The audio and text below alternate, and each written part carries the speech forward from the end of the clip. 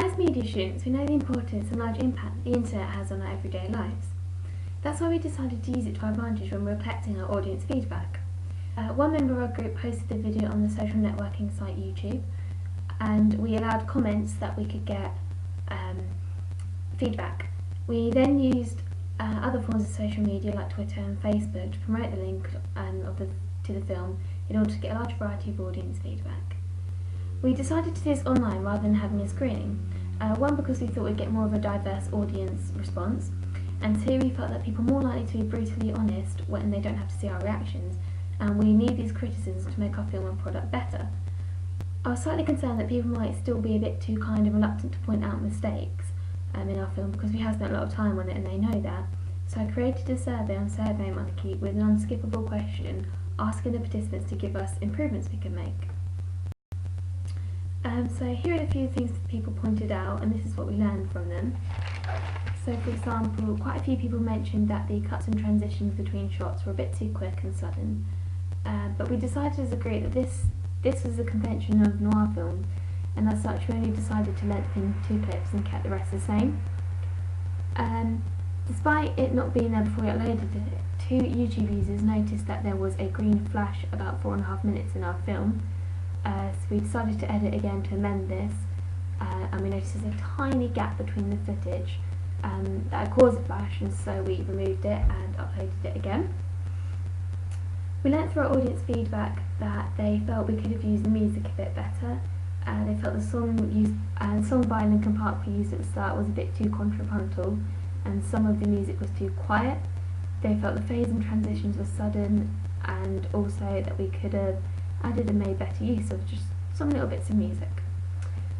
So we took these ideas on board and removed the singing and bass part of the Linkin Park song, but kept the slow atmospheric beginning and just repeated it to create tension. We raised the volumes of the music as they'd pointed out, and we added fades to the music to make the transition smoother. We also added piano music to create emotive responses from the audience because they had suggested that we put some in throughout the film to sort of engage them in it and sort of steer how they should be feeling, which was a really interesting idea, and we've learned a lot from that. A couple commented that the narrator spoke too fast, but unfortunately we were at a stage where we couldn't redo it, and so the audience feedback has taught us that we shouldn't rush things, we should always take the time to review everything carefully. That being said, we had intended DCI Jones' voice actor to talk at a fast pace because it is a convention of film noir. The characters often talk at quite a pace and quite a fast speed with each other, and we wanted to recreate this with our voiceover, but we should have made it so that it was still clear and had enough clarity for the audience to understand. A couple of people suggested that they would have liked to have more background information on the characters, so they could be more engaged with them and more empathetic. However, when I read the book The Dark Side of the Screen Film Noir, it said that film noir aimed to distance their audience. It didn't want them to be empathetic, it wanted them to observe the perversity of humanity without feeling sorry for them, and so we wanted to recreate this. We said this initially when we began, so really that was quite a compliment from them for those comments. Some of the audience feedback expressed the wish for the film to be longer, but this is not possible due to the project's restraints. However, we took this as a good thing because it meant we left them wanting more, which is what you should always do with a film. To add to my audience research, I watched 2 people watching the film and was able to see like the intake of breath when they saw the bruises on Zoe's neck, the looks of shock when the gunshots were fired, and it was nice to see the audience engage with the film. So from that I learned that it's good not to underestimate the little things. Gunshots, sudden noises really make create a lot of impact on the audience. So to summarise, what I've learned from audience research is that when making a film we really need to pay attention to minute details because they make the film better as a whole.